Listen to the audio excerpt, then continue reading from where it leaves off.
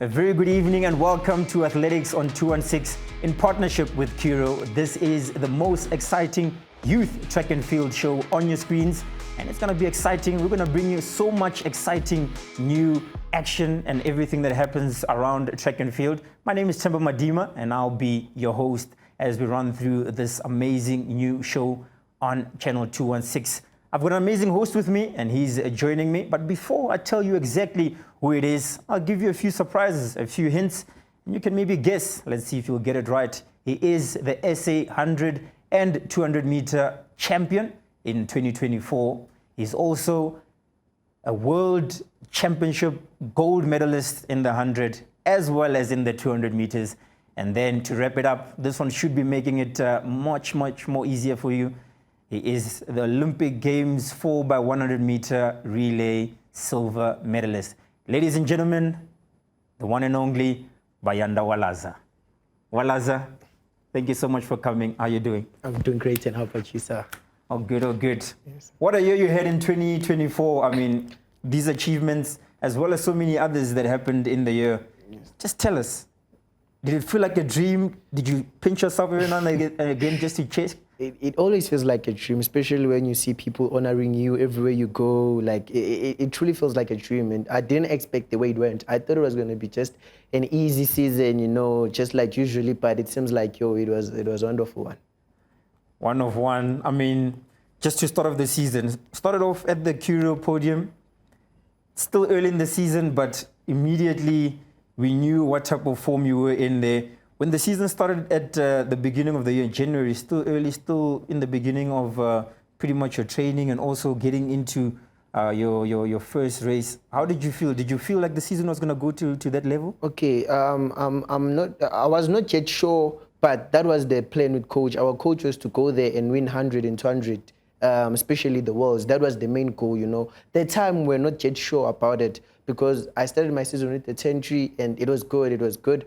But we're not even 100% sure that I will even reach 10-1. So it was just a moment where we didn't even expect it. Absolutely. And I mean, started from the bottom of the season all the way to just the pinnacle. It seemed like pretty much a dream. And, going through the season and also going through the South African youth school season, what makes it so special? There are a lot of athletes that are coming up. What made it so special for you, and why did it pull out so much great performances from you? Okay, I'll say also having hunger, you know, and also doing the thing that you love, you know, and also having the great support that you get from your parents, your people around you, and all of that. So I'll say my main drive, it's love, you know. I love the sport, and I want to do more in the sport, and I also want to show the whole world that, you know, you can live with the sport. And yeah, I'll say it's the drive. And that's the race there where you ran that amazing 10-3. I mean, just looking at the phases and what you achieved in that one. 10-3, just a little sample of what's to come. And you said you didn't exactly know what's to come. But I mean, your coach must be somebody that you really trust.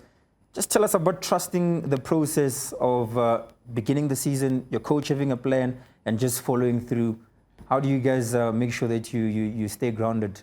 Okay, I'll say firstly, it was not a good relationship between us, you know, because also coach, he was scared to take me as well, because when I went to him, I was already fast. I was a 10-5 guy, you know.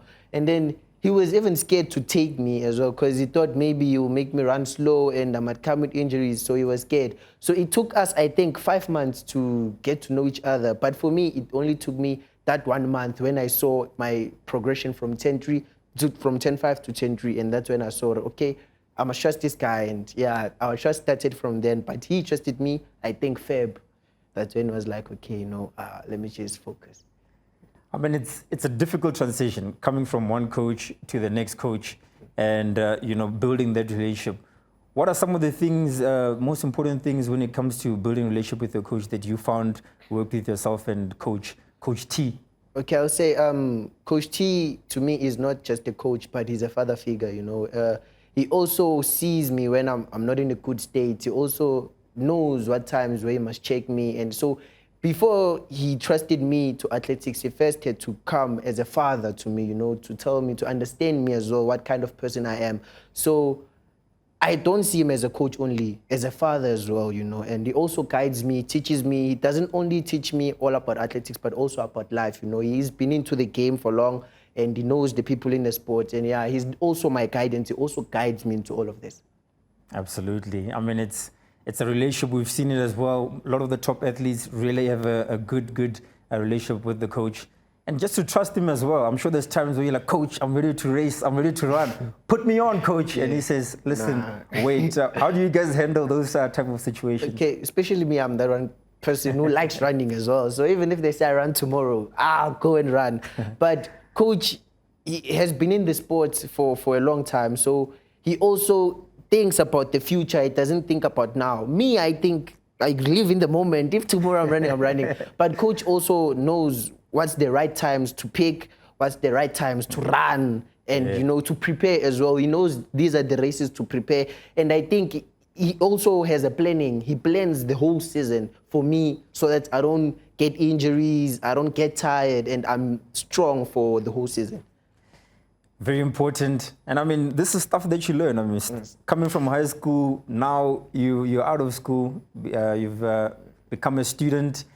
You need to enroll, study. There's no more lights out. There's no more staying at the race. So there's a lot of new changes that are going to be coming your way. So, you know, but we do believe everything has been put in place so that you can achieve that. So we move from the 10-3 early season. There's a lot of talk behind Bayanda, Walaza, and what's to come. Big competition coming. Always the first one to usually test yourself. You want to be the SA champ. Yes. And the competition at SA Champs always tough. Just tell us about your process towards SA Champs, towards becoming the SA champion, winning that 100 as well as the 200 meter. Okay, I would say it was not an easy journey, especially last year when we started with coach. Like it was a lot, especially for me. I was not in a right space as well, you know. With school, it was just too much as well, you know. And then it happened that I ran my first 10-2.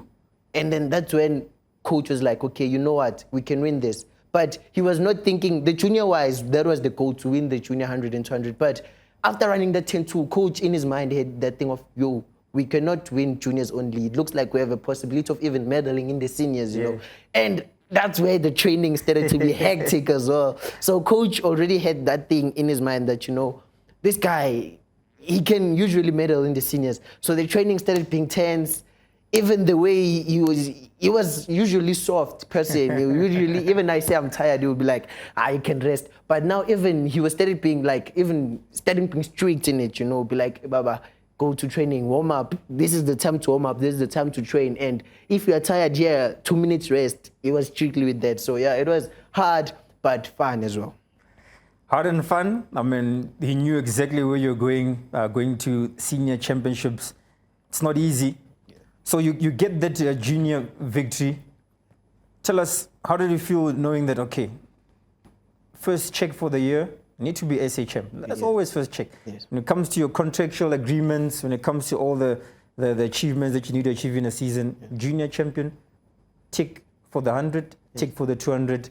What's going through your mind at that time? Okay, especially me, you know, my mom taught me something that, you know, what keeps you to be strong, you know, is to have goals as well. So I usually have a book. That book, I write all the races that I want to win. And then the more I tick one, the more I become motivated of winning all of them, you know. The more I take, there's this thing inside me that be like, yeah, you did this. So now it's the second part of it. You go here, you go here, you go here. And it also brings that excitement, you know. Ticking, it's like achieving. For me, it's like I'm achieving, I don't know, the world. So it feels wonderful. It feels like a dream also to just have that tick. Be like, you know, I said I'm gonna do this, and I did it. It gives you that thing, strength of, you know, you can also do the rest of it. Yes. I mean, we could see the excitement when you won that 100 meter at the SA Champs. 200 meters as well. I mean, you almost finished down there by the 200, you know, just celebrating after that 100. Yeah. Just tell us about the atmosphere that you guys have, especially when it comes to school sports. It's like no other. You ran at senior championships. Yes. You can almost compare the difference between the two. Yes. What makes school sports so much more exciting? What makes being a junior 100-meter and 200-meter more exciting if you just look at the environment in those competitions? So surely I'll say like the hype that we get from people, like I think the whole world wants to see who's gonna overtake the big guys. Yeah. So the vibe in the junior level, it's scary more than the seniors. Seniors, it's a point where like you have to focus on your own self because other people, they think they're already in there. But being in the junior level, everyone has an eye on the young ones, to see if we start like this, what's going to happen in the future, And also for you as well, being in the junior level, especially when competing with the people who are same as your age, you become motivated as well, Especially for me, as I was running with Armand van der Wert, as I was still young, looking at Armand van der Wert, it was like, I want to run with that guy. Yeah. And he was still in the junior level. And also the hype, when you go there, the rivalry between the young ones, it's not like the seniors. Seniors, it's too personal, When you have a rival with seniors, it's too personal. But in the youth, it's like you have that rivalry for that certain time. After that 100 meters, you guys are cool. You're like, yo, bro, that was fast. And, it's fun as well, It's fun. It is challenging as well, and also to understand, I think you have to start somewhere, to also understand the future of what the sport is going to bring to you, Me, I felt like being in the junior level, it would help me as well, to be this composed even when I'm going into senior level races. Absolutely. And with that, we're going to go into a short break. But before that, let's look at some of the performances of the week. They're away cleanly. Good start there by Rume Burger, but David is Strong also quick into her running. It is going to be Rume Burger in the end. David is Strong is going to have to settle for second position. What a good run by Rume Burger, and look at the clock, 11.74. That is really, really quick.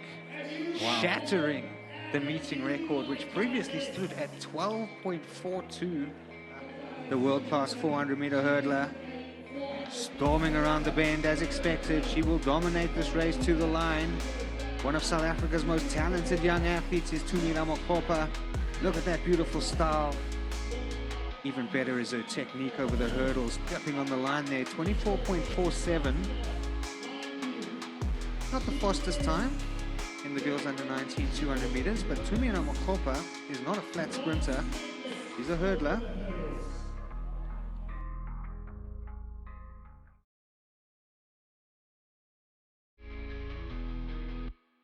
Welcome back to Athletics on 216, still in studio with Bayanda Walaza.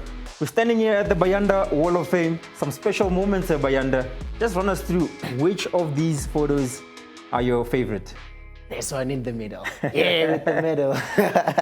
This medal, you can see Akani kissing the medal and you guys just on that podium celebrating. Just tell us, this must be the pinnacle of your career. Olympic Games medalist. At the age of 18. Yeah. Just explain that to us. Okay, here at this moment, I don't know how I was feeling because most of the people, when they see the video, I was like shocked because I didn't even expect that the medal would be this heavy. So as well, as we're standing there, the people there, when they were raising their flags there, and it was just emotional as well, And for me, it was unbelievable. Like, I kept on telling myself that, bruh, you're not tripping, man. You're not tripping. And yeah, it was the greatest moment ever. Greatest moment ever. Greatest moment for Akani Simbini, Sean Masanganyu, Patuchedzo, as well as Bradley, the awesome foursome. You guys did an amazing job there. Also, coming back to your school, we've got the picture over here where you're standing with that medal. Just being around your fellow schoolmates and your classmates, how was that? I mean, it was a massive reception from what we saw. Yes, so I'll say I love that, most of them, they didn't change. They didn't see me as the Walaza, the Olympian now. When I got there, they were excited. When I came back with the medal, everyone was screaming, the teachers as well, It was scary for me as well because I also thought that maybe, they will change now. They will start treating me different and all of that. Treat you like a superstar. Yes, but when I got back, they were like, nah, you're an Olympian there. Here we have to learn. It's cool. You don't forget that you're at school. And yeah, I really enjoy every moment from that thing, especially when I came back. The people, the vibe, the interviews and all of that, like it felt magical. And yeah, I still remember it like it was yesterday. All right, let's get personal with Walaza now. Your journey as an athlete, your journey as just a human being. Just tell us, who is Bayanda Walaza? Yeah, Bayanda Walaza. I was raised and born in Katlehong, and I went to school at World School Forentu. I was the one person who liked soccer, I liked soccer so much, and I was not even there with athletics. But athletics is something that came to me when I was in grade 7, when my teacher found me a scholarship at World School Forentu. And then I'm a public person. I like speaking, and yeah, I love people. You must have a nickname. We've heard a few of them. Which one do you take as your personal nickname? It's Bayanda the Great. Oh, Bayanda the Great. That's the one you'll find on his handle on social media as well. Yes. We're also known as the Walaza Express. Yes. Of course, powerful, quick, and you don't run out of steam. Yes. So tell us, Walaza, this moment over here, it's another big moment. Yes. This is the greatest moment for you, as you said, at the Olympic Games. Now you have to recollect yourself. I mean, you've just won one of the biggest medals of your life. World Junior Championships are coming up now. Yes. Let's reset, refocus. Yes. Run us through the championships in Lima. How was that? Okay, surely it was a point where I felt motivated by the moment we got a medal, because it gave me that motivation of like, yo, bro, you got an Olympic medal. Now it's World Juniors, you faced worse than World Juniors. So it was a motivation for me, because even when I was there in the starting line, it felt like I'm used to this. It was never pressure. I was never feeling down, but I was like, I came back with the silver medal. Now it's time to bring back another one. So yeah, this moment truly motivated me, to win there. 100-meter, standing on that starting line, World Junior Championships. Run us through it. Because surely I didn't think I was going to take it easy, I had the thing of, as long as I can pick with the medal. But I also had Bunson, he's fast. Nkwana, he has the fastest time than all of us there. So it was a challenging moment as well, to also be like, yo, I'm competing with these guys. So, hey, I wonder what's going to happen. But I usually don't have that mind of losing, I had that thing in me of, bruh, you're taking this no matter what. You've promised your parents about this. You've promised your friends. You've promised your own coach that you're going to take this. So I just went for it. Went for it, yes. Got that gold medal.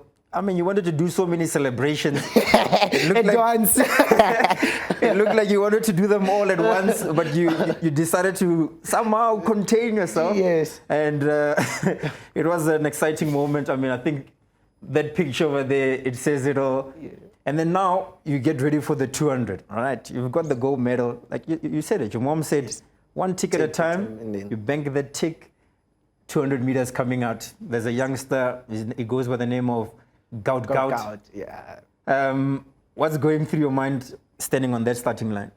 Okay, my goal was to come back with 2 gold medals, That was the goal that I had from the starting of January. So, Gout was also one person who pushed me, to run fast, because I was never expecting it to be easy, I'm truly grateful that he was there, and then he also created a name for himself as well. He also created a name for me, because now people, when they see Gout, all they think about is Walaza. When they see Walaza, it's Gout, and he's a truly nice guy to hang out with, and, I was also felt honored, to meet with him, because he has been fast the whole year, and it was great, and especially he was the one who kept me focused, I was like, let me not lose focus. Because I also had that thing in mind of, I won the 100 meters, so 200 is going to be easy. But thinking about him as well was that thing of, nah, bruh, there's nothing easy there. You have to work for it.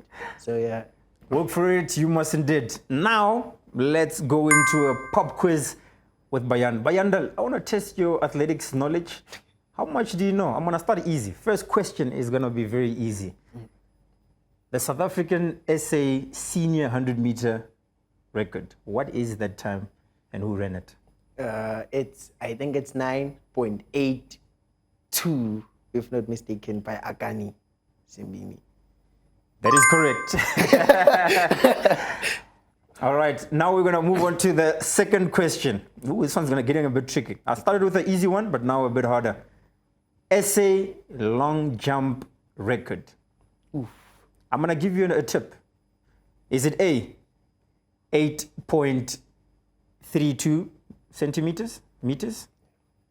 Or is it B, 8.69 meters? Or is it C, 8.65 meters? I think B. 8.65. 8.65. All right, 8.65 65. is correct. Yes. Do you know who did it? I think I know. Let's go for it. This is a bonus point. Is it Luvo? Luvo Manyonga. Okay, that's good. You know your stuff. You know your stuff. Yes. This one, easy as well. The last one. Last question for Walaza. Let's see if we'll make it 3 out of 3. SA 400-meter record. Who ran that one? What's the time? It was Wade Feniker and it was 43.03, I think. 43.03. 43.03 is correct, so well done. 3 out of 3. Very simple with a bonus point. So 4 out of 3, Walaza Express. Okay, you must know. Next time I'm going to get you with the field events. Let's see if you know your field events that well. But Walaza, always a pleasure to have you here. Always a pleasure, to interact with you. South African sports, South African school sports. Some of the athletes that you feel have really stepped up, and who do you think will be the next future star if you look at the school athletics at the moment? Okay, most of them, they are doing well. They're showing the whole world that, South Africa's got it. The special ones, it's Ndo Matoti.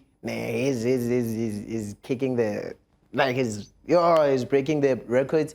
Naim Jack as well, that rivalry, that one also brings excitement. Kukimur, boy is too special. Monavela, there's a lot of them. Absolutely. But the one who I'm sure is gonna break the barrier this year, it's Kukimur. Kukimur, we saw that race, and we're gonna look at it as well. And the raw explosive start there from Leander Kukimur.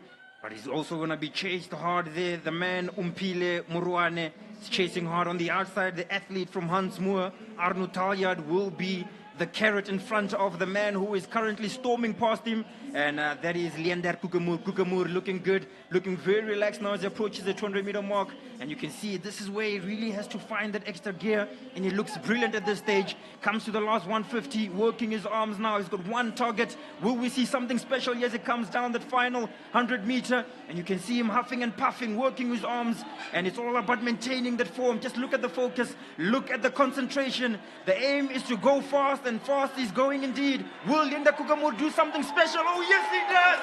Oh, my goodness. Goodness gracious. Leander Kukimur, unofficial winning time, 45.97. What a performance there from Leander Kukimur. Walaza, you saw it, you mentioned it. Tell us about that performance. That race was great. That race was stunning. And yeah, that's why I'll say, look out for Leander Kukimur. Absolutely, athlete to look out for this year, as well as many other athletes that we will be bringing into the studio. So stay tuned as we bring those athletes in here. Yes. Walaza, I've heard from a birdie that you're a man with many talents, and dancing is one of those. Yes. Are there some moves you can show me, and maybe I can see if I can join in? Yes, it's just a simple one. It's just 1, 2, 1, 2. All right, let's give it a try. Okay. All right, you count us in. Okay. 1, 2, start.